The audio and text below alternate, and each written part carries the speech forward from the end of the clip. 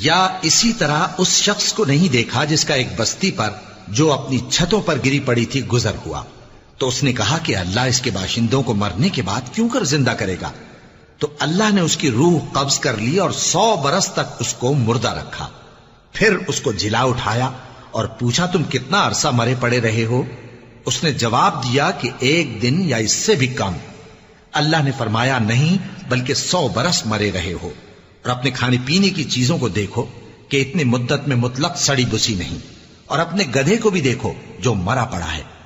غرض ان باتوں سے یہ ہے کہ ہم تم کو لوگوں کے لیے اپنی قدرت کی نشانی بنائیں. اور ہاں، گدھے کی ہڈیوں کو دیکھو کہ ہم ان کو کس طرح جوڑے دیتے اور ان پر کس طرح گوشت پوست چڑھائے دیتے ہیں. جب یہ واقعات اس کے مشاہدے میں آئے تو بول اٹھا کہ میں یقین کرتا ہوں کہ اللہ ہر چیز پر قادر ہے.